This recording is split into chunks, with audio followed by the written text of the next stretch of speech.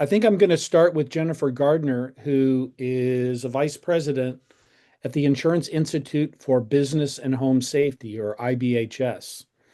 And Jennifer's role has been to help people and businesses understand various mitigation techniques and strategies to help. And later on, we're going to hear from some vendors as well as a homeowner who have implemented some of these strategies or offer these strategies or products and help to harden your property. In here in Southern California, a wildfire is a big problem. So, Jennifer, why don't you tell us a little bit about yourself and about your role with IBHS? Yeah, thank you. So I joined IBHS a couple of years ago as a senior director for membership and industry engagement. Prior to that, I worked for a little more than a decade at the National Association of Insurance Commissioners and supported the Climate and Resilience Task Force there, as well as some prior work on other property casualty issues. I do have some slides that I'd like to share with you all today, just to kind of walk through the organization, which is a little unique and not all that well known. IBHS was actually formed by the property casualty insurance industry in 1977 to help coordinate emerging property insurance plans and reduce growth in residual markets. The organization began providing the insurance industry with technical information about building codes, land use, building designs, and retrofit options. That was mostly due to their post-disaster investigations in the early days. And then in 2010, we built this. It was before I joined the organization. Um, but the research center was established, and this is actually located in Richburg, South Carolina, a small little area in a rural town. And we can recreate up to a Cat 3 hurricane, simulate wildfire impacts, and then we also study wildfire and wind-driven rain as well. And so this is our mission statement up on the screen here. It is really about reducing the impact to communities and homeowners and business owners when severe storms strike their area. So with that, I will show you a lot of our work is out in the field and looking at post-disaster investigations, whether that be hurricanes, derechos, tornadoes, wildfire occurrences, looking at the building stock that exists in that property or in that area after the storm comes through and really taking a look at what principles of that property made it survive, as well as being able to recreate and simulate those experiences in the lab helps us identify what the weakest link was, and then to shore up those weakest links in the property to make the properties more resilient. We have a hail field study that goes out into the field every year. This past year, they spent 6 weeks out in the field. It was 19 different organizations, and they really did a deep dive on hail swaths. If you've ever seen the movie Twister, you can kind of think of it in that regard. They were chasing hailstorms and identifying the properties of the hail, the concentration, the sizes, things of that nature, where it's most likely to fall. These are some of the research experiments that we've simulated in the research center itself. So this one was in particular on the roofing materials and how it was affixed to the property. We call that the continuous load path. We look at things like interior water losses and what's driving that, whether that be windows, doors, mostly on roofs. We have a hail cannon in the lab where we impact test different materials on the exterior cladding. And then obviously we're doing wildfire testing as well. And I'll kind of dig into that a little bit more today. But we did 11 accessible dwelling unit burns last year to kind of identify the structure separation that was necessary in order to keep homes safe at a normal distance. And so, as I mentioned, wind, hail, wind-driven rain, and wildfire, those are our perils, and that is largely driven by the losses that are happening in the insurance industry. We are fully funded by the insurance industry still to this day. And so they heavily play into the research that we do in the lab. So this is the lab. These are the perils. This is really about the insured losses are really just the tip of the iceberg. There's a lot more going into it than that. You've got climatic events. You've also got demand surge that occurs after an event. You've got a lockup in labor and construction materials. And so, what we're doing to try to identify these weakest links and reduce the overall losses and keep people in their homes is we're looking at the wildfire models and the climatic conditions that go into a conflagration, and then we're doing the post-disaster investigations, bringing that back to the lab to form a hypothesis and do some experimental testing and find those weakest links. Conflagration follows humans, drought, and wind. Those are the like kind of ingredients that go into the recipe to cause a conflagration. And the severity is determined based on the structure separation, the connective fuels, and the building materials in that environment that really fuel the fire. If there is no wind, it is mu a much less severe event. And so, what we see with all of the rapid wildfire conflagrations is you've got these winds that are, at least 50 miles and above. I think Lahaina was 70. LA fires were up to 90 and higher. And so you really see the wind that is causing the embers and the flames to transfer at a greater distance. When the embers are able to find a combustible material, then they are spreading that fire into the community. Once it gets into the building components, that it becomes a conflagration, and also is just it burns so hot. The wind also causes the fire suppression ability it really hinders the fire suppression ability. Um, so what you see is local fire departments that are really just overwhelmed and unable to make an impact on stopping the fire from progressing. And then once the home ignites, there's a 90% chance that it will completely burn down. And this is a statistic from CAL FIRE, which is one of our critical stakeholders and partners in this space.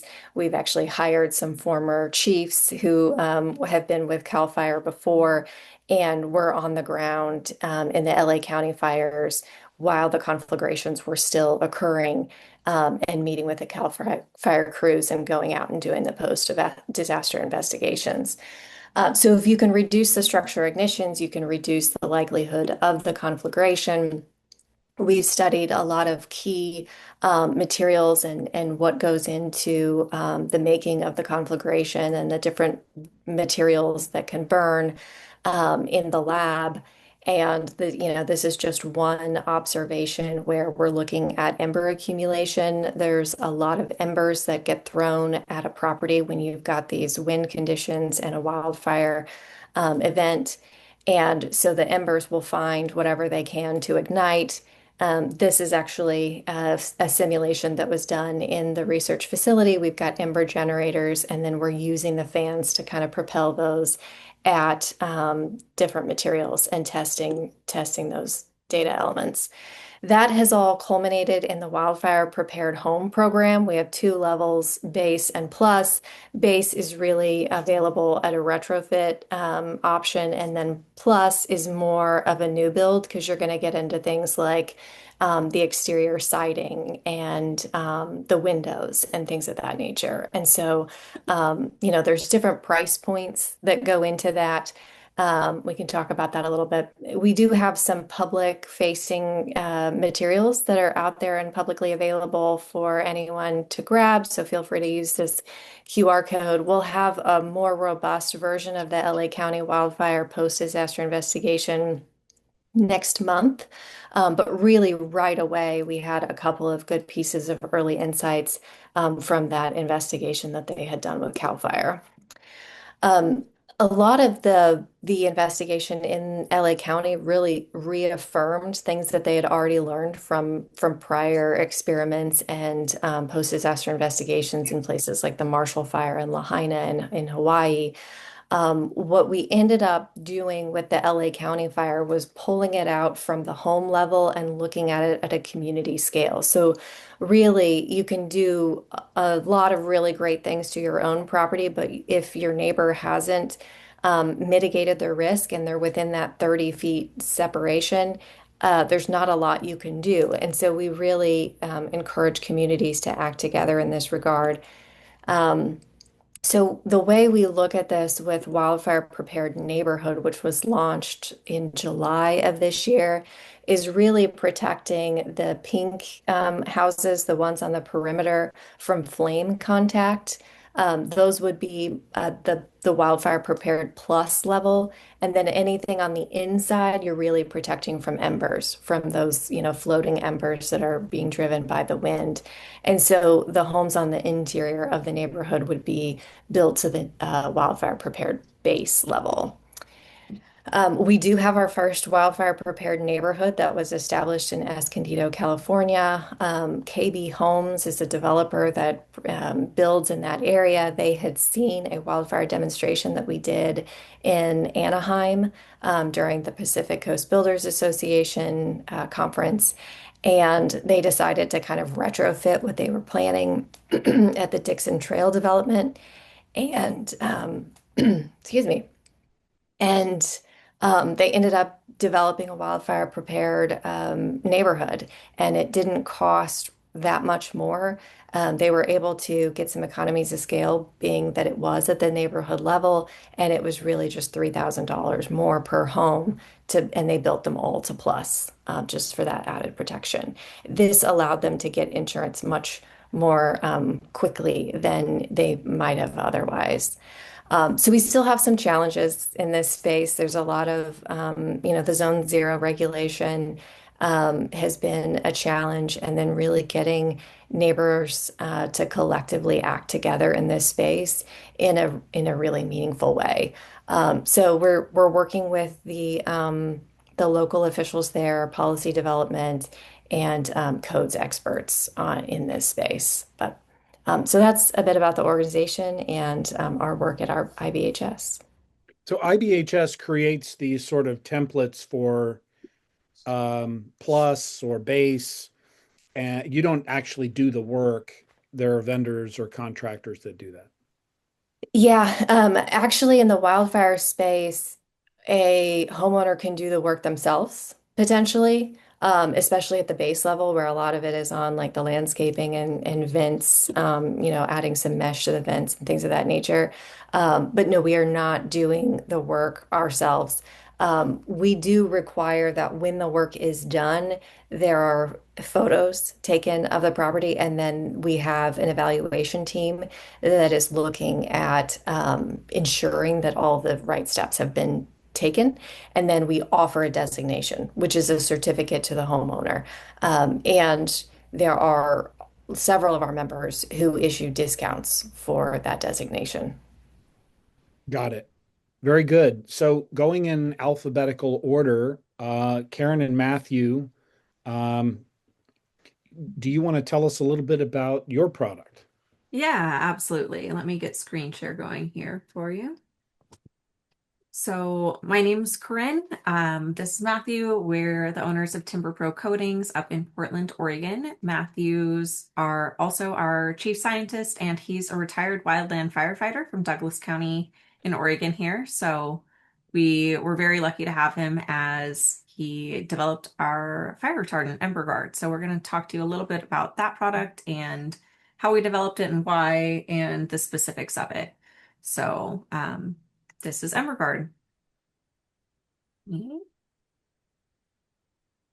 So as everyone knows, there's a huge amount of structure fires annually, around 500,000 in the US every year, resulting in nearly 3,000 deaths, nearly 12,000 injuries. And the average annual losses, property losses due to fire in the US are around 8.1 billion per year. We all know that that's just an average. There are extreme outlier years, like last year or this year, for example, the LA wildfires with over $60 billion in damage. This chart shows the billion-dollar plus wildfire disasters in just the last 10 years in the US. There have been over 11 wildfire events that have cumulatively caused more than $1 billion in damage for that fire, with nearly 400 casualties. These extreme outliers are becoming less extreme and less of an outlier as we continue on each year. So, with that in mind, and with how fires spread, Matthew will talk a little bit more about that, although Jennifer did a great overview of that as well. So, Yeah, so structures can ignite from like many different situations. From wildfires, it's like the windborne embers igniting the siding, the decking, fences, and soffits, eaves, trim, and brush. Primarily the brush along the side of the building is a huge concern because then it makes a flame right next to your building, and anything that's combustible will combust with time.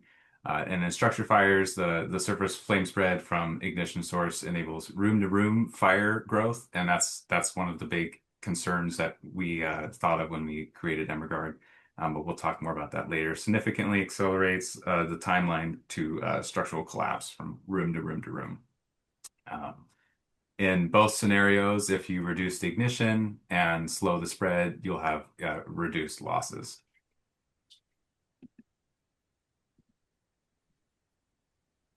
so while wildfires are a huge concern, we also know that there are still a lot of structure fires that are caused by other sources. 49% of home fires are caused from cooking.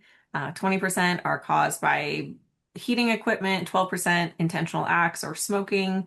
A lot of wildfires fall within those kind of intentional acts. And 9% are caused by electrical and lighting. That's actually another pretty big component of wildfire spread is electrical lines in windstorms and power storms. So we wanted to create a product that addressed all of these potential fire sources and concerns. Um, the key reality is that fire loss is driven by the spread, not necessarily just the ignition source. So if you can control the surface ignition and the spread, it's most effective for reducing the total loss outcomes. So Matthew's going to tell you a little bit more about fire retardants and their classification for coatings. So Yeah, so I'll kind of like lay it out as far as what we did. We took some Douglas fir from Lowe's, just a big box store, and we wanted to be authentic to what people actually really use. And we coated it with our EmberGuard fire retardant, and we put it in a Steiner tunnel. You can see it here in the video. It's a big long tube, and they have torches on one end. They light it up, and they want to measure the flame spread index, the FSI, and the smoke development index, the SDI.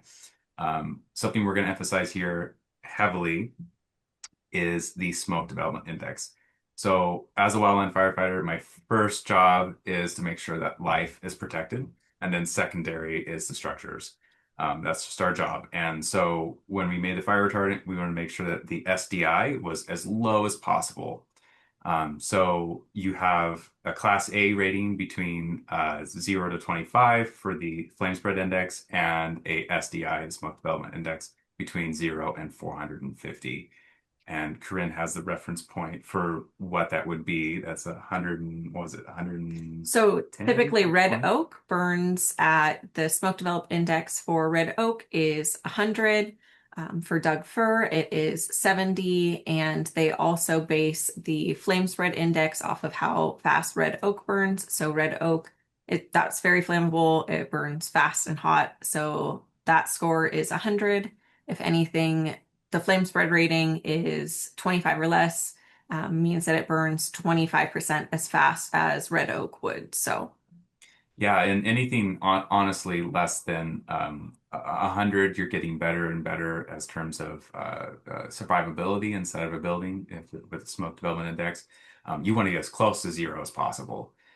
But you can create a fire retardant that's a class A because you pass that flame spread index of 0 to 25, but you have a product that produces 450 on the smoke and still get a class A fire retardant, which is, in our perspective, not okay because the occupants would no longer be alive. That being said, one of the reasons we do focus on the smoke developed index is that 60 to 80% of all enclosed fire-related deaths are caused by smoke inhalation. So being able to control the smoke is a huge driver of saving life. It also gives people more time to escape the structure. It gives firefighters more time to get in there and safely fight it if you're suppressing that smoke. So it's just extending the timeline of how long someone can survive, how long someone can um, fight the fire. So that one was a really important part of our product development, is not looking not just at flame spread, which is incredibly important, but also the smoke developed index as well. So all those factors being considered, we developed our product called EmberGuard. It is a Class A fire retardant under the ASTM E84 test, tested by QAI Laboratories there in California. It is one of the first fire retardants on the market that we have ever found, that the lab has found, that has an SDI score of 0, which means it is virtually smokeless. It is not producing any smoke. When flame does spread across and slightly char it, there's no smoke produced. It also has a flame spread index of less than 25 for the Class A. It's a semi-permanent mineral-based barrier, which is relatively unique in the fire retardant space. Our product is non-toxic, it's 0 VOC, it has a health product declaration and LEED credits available for it. It's also water resistant and helps with dimensional stability of your lumber. If someone were looking to use it in conjunction with like an aesthetic coating, if they had wood siding and wanted to maintain that look, it's compatible with our stains and coatings, our LS Pro, our LSS, and our interior urethane product. And it's also pest and rot resistant. So Does it go over top of the paint or underneath the paint? it would go underneath the paint. It goes on like raw siding, or it could be put on framing, OSB, subfloors, walls, any uncoated wood surface, but then you could stain or paint over it. So it's for untreated wood surfaces initially. One of the things that's unique about it from the mineral barrier perspective versus intumescent. Most fire retardant coatings are intumescent, which means that they form a layer of foam a bit on the surface that kind of insulates that material from char. So that char layer on an intumescent coating is vulnerable over about 600 degrees Celsius. That coating does produce, when it chars, it does produce smoke during the charring, and that smoke contains halogenated gases, ammonia, cyanates, and carcinogens most of the time. So not great to breathe in intumescent smoke. It's typically an opaque paint, so it hides the natural wood. It can degrade outdoors over time with UV, moisture, and mechanical wear and tear. It's film forming, so it requires pretty strict thickness controls, which means more intensive application procedures that are less likely to be able to be done by a layperson. Most of them require maintenance recoats every 3 to 5 years. If it's a substrate that has been covered over before then, it's really hard to get to. If you're doing framing or something and you want a fire retardant coating on that, once that's drywalled in, you're not going to get back in there 3 to 5 years later to recoat it. And then it's not great with moisture because it's a thicker film forming coating. It can blister, delaminate with moisture cycling. All of this conversely with EmberGuard being that semi-permanent mineral matrix, it resists erosion. So it's deep inside the wood. It's a penetrating coating, so it's not just sitting on the surface. So that barrier doesn't just burn away. It inhibits pyrolysis and reduces the fuel availability by limiting how much oxygen can be used by the fire. It's got a much higher failure temperature of over 900 degrees Celsius. So it gives you more protection for longer. Again, it has a smoke developed index of 0, non-toxic, 0 VOC, so you're not breathing in any of those harmful chemicals that might be released with other fire retardant compounds. It's got the health product declaration. It's clear and it preserves the natural grain of the wood if you're using it on exposed aesthetic wood, architectural siding. It's UV stable, it's inorganic, so it's not going to degrade over time. It again helps guard against pest intrusion. They don't like to chew through that mineral barrier. It's a penetrating wood coating, so it's much easier applied by a layperson. If you can spray something that has the texture of water, you can use the Ember Guard. You can just spray it on, roll it, brush it. It goes on very easily. Um, it doesn't volatilize or wash out, and it becomes part of that internal matrix, helping with rot and moisture over time while still having a bit of breathability for the wood. So it's like a miracle product. I would imagine it's not free. It's not free, but it is a really good option. We'll talk a little bit more about the costs. This does really help for insurance outcomes because it reduces the likelihood of ignition on high-risk wood surfaces. It slows the fire growth, decreasing severity and total loss probability. It directly correlates to that lower smoke production, leading to less fatalities. And we know that smoke damage can be a huge driver of financial losses in fires as well.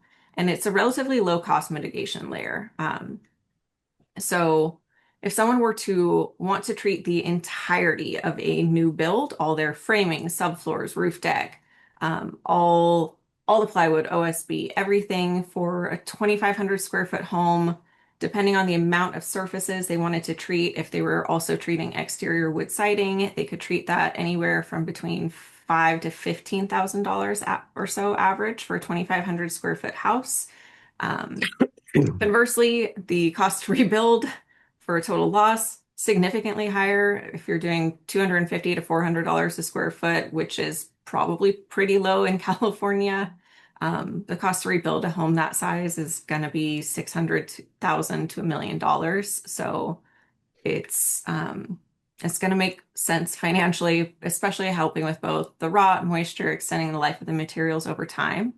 It makes sense in the field with new construction. You can apply it to framing, roof decking, soffits, fascia, siding, decking, fences, protecting those critical ignition sources before the structure is ever really exposed to risk. You can also use it in existing home retrofits. So if you are remodeling and you have the kitchen opened up and you want to spray all your framing in there, do it. You can quickly harden some of the vulnerable surfaces during remodels without full extensive demolition. Just treat what is available to be treated. It's great for high-risk zones, areas where embers are going to accumulate under the eaves, on fences, decks, those vertical ignition paths. And then the additional benefits, again, when it's applied to framing or interior or exterior wood, it reduces moisture damage, rot, pest intrusion, increasing the lifespan of the materials. And so with this photo here, it's a very simple photo of the framing that's involved in most stick-built homes. I call them stick-built homes because it's all sticks, versus a concrete home, right? A lot of people can't afford a concrete home. They're really expensive, millions of dollars. But yeah, of course, they're going to be way more wildfire resistant and fire resistant in general. But a stick-built home, most people can afford comparatively. And if you just do a little bit of work and put some Ember Guard throughout the framing of the process, like you are leveling the playing field with those $1 million mansions built from concrete. You won't have situations like in LA or Lahaina where you'll have 30 homes that are burnt to the ground and then one concrete home built by a wealthy individual that survived. You'll be leveling the playing field, and more of the homes that are built from sticks should be standing. Great. I'm so sorry, so that we can We're let we're all everybody. we're all set. We're done. So Yeah. Well, please it's continue on. yeah, as I said, it's like a miracle. So Dan, I think you probably have a solution also that you'd like to enter into the conversation. Sure. I'll probably, can you hear me? Yep. Yes. I'll probably be a little less product oriented than Karen and Matt, but that seems like an amazing product. And Jennifer, great presentation. Thank you, David, and the CPCU community for organizing this discussion. I am going to tell you about Invetwood. I am going to tell you about Superwood, but just by way of background, I spent most of my career on Capitol Hill, lobbying for the real estate industry, working with the stakeholders in the real estate industry, the building and construction trades, the shopping center folks, the industrial office parks folks, et cetera. And after a long career in lobbying, got into technology innovation and have always sat between what I would call the impediments of government and the opportunities of government and technology innovation. And I came to know Inventwood at the University of Maryland, right uh, close to Capitol Hill, where Professor Ling-Bing Hu, now the head of material science at Yale, was inventing this amazing product where he densified wood to achieve amazing properties, which I'll tell you about. So I'm going to flip up a little presentation here and go to my desktop. Is that what we're doing? And then come right over here. All right. All right. So just to step back for a second and talk about where we are on climate today. Wildfire is no longer a occasional disaster, and climate events are no longer occasional disasters. It's a permanent market condition. It's reshaping insurance markets, construction costs, homeowner material decisions, public budgets across the country. And the challenge now is to move from resilience uh, and what and that requires connecting what I would call forest management, material innovation, public policy, insurance incentives into a coordinated system. If we look at California, which always has such an outsized impact on the market and is always at the forefront of government and policy innovation, they have uh, dangerously overstocked amounts of wood, excess wood that fuels and drives megafires. But it's also a renewable resource that, if used wisely, can become part of the solution. Last week, I was up in Pittsburgh at the R.K. Mellon Foundation's Working Forest Conference, and I met organizations such as Blue Forest, the Timberland Investment Resources, which are investing in forest restoration, rural jobs, biomass recovery, and they're helping turn overgrown high-risk forests into healthier, more productive landscapes. At Inventwood, we focus on what happens next, transforming that same renewable resource into durable, fire-resistant structural materials, stronger than steel, lighter than steel, that can replace steel and concrete and store carbon for decades and make buildings safer.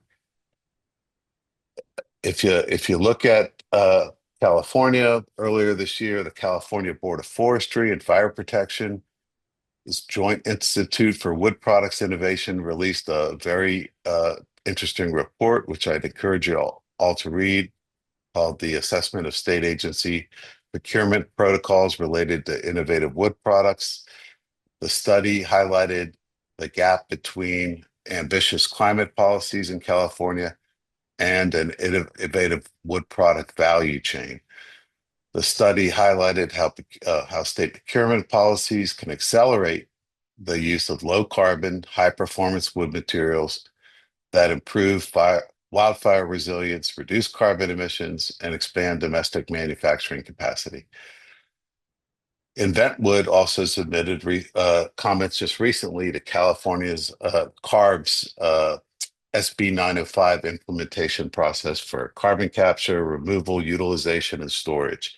And our comments emphasized that we need to recognize that durable biogenic carbon storage materials that lock carbon into long-lived buildings should be an essential element of the state's climate policy going forward.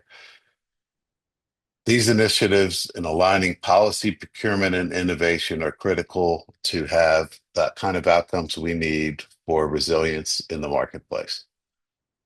Now, on these slides here, I'm showing you uh,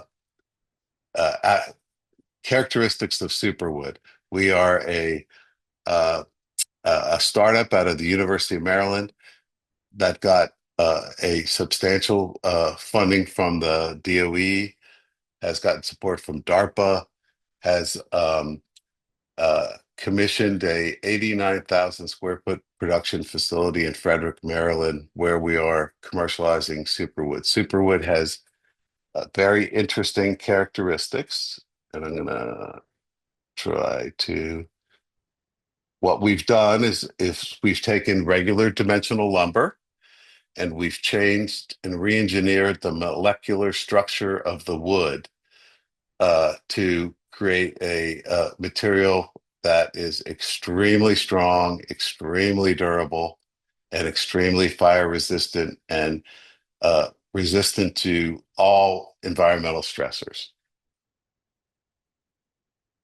Basically, if you think of a tree as a straw and you think about it being densified to where there's absolutely no porosity whatsoever in the wood. And I was holding earlier an example of a piece of dimensional lumber and a piece of superwood. The superwood is the about the same mass, but about a fourth of the original volume of that dimensional lumber.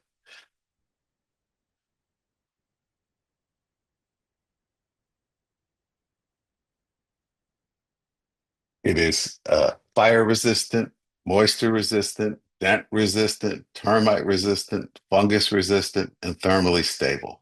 It is the strongest wood in the world. And if I didn't have this in a PDF, I could show you at 10x speed how, because the material is so uh, has absolutely no porosity, that it takes, I can't see my screen here. I apologize. I'm going to push that out. Um, uh, I think it takes 6 times longer for it to burn than Ipe, which is also gets a Class A fire resistance. Um, and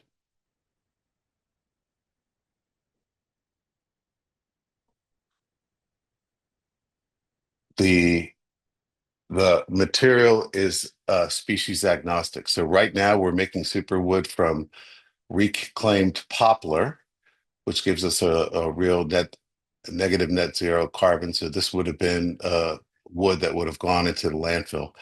And we've tested, I believe, 19 different species. We get the same result from all these species.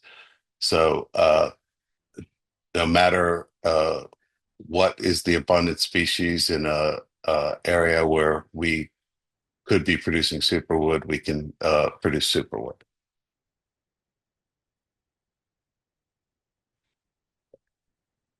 So for insurers, this creates a tangible opportunity to recognize and reward materials that reduce ignition risk and structural loss potential, integrating these advances into resilience scoring, premium credits, and retrofit programs aligned with low carbon policies and life cycle assessments could yield measurable reductions in both physical and financial risk. We've had uh, recent articles in the Wall Street Journal, big article in CNN last week. We've had tremendous interest from California homeowners in the WUI fire districts. And California, which is already mobilized for wildfire and forest resilience. The next step is to connect that investment to the built environment, transforming forest restoration into safer, lower carbon homes and infrastructure. And that's the opportunity that turns risk into resilience by aligning public policy, private capital, and material innovation. Thank you.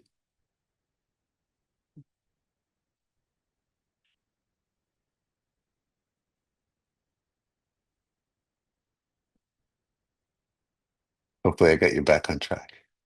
David, I think you're on mute. Yeah, sorry about that. Daniel, just in the couple minutes that we have left, Sure. is this under super compression or is it soaked in some liquid? How is it? Yeah, there is a chemical process, a heat process, and a pressure process which produces superwood.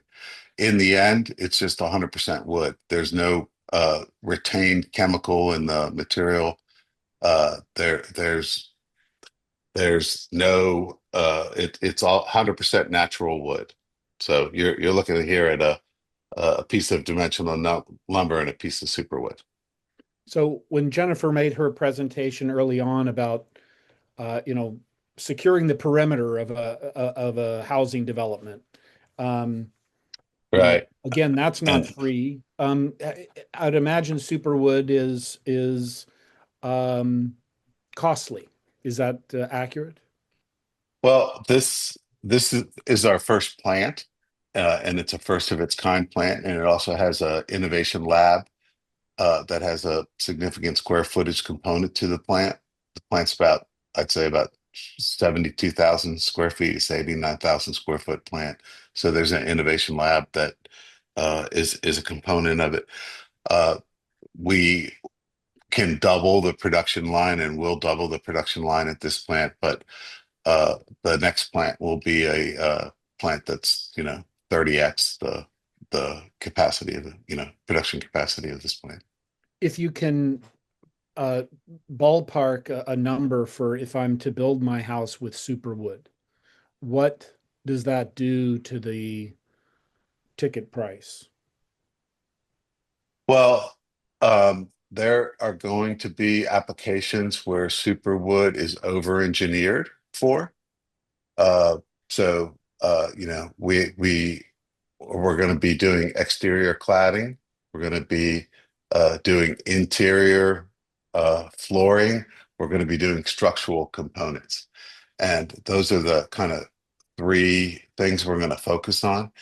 And the end use applications for exterior, interior, and structural could vary, and they will probably, from this plant, from the our current production capacity, be high end, high margin. Understood.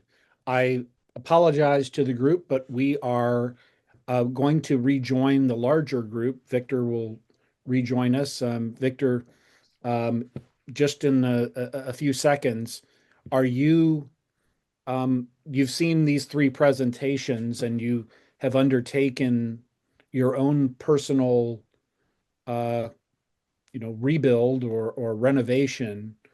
Um, how do you look at this?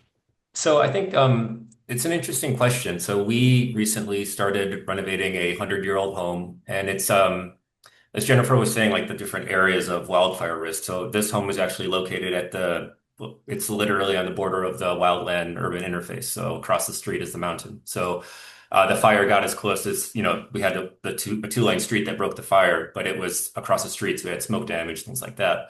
And as with all the things that come with a renovation of a house, one of the big things was how do you make this wildfire resistant or as much as possible? But at the same time, you saw all the toxic issues that you had in Altadena and things like that with the Eden fire. So that's when we came across both Timber Pro and Inventwood.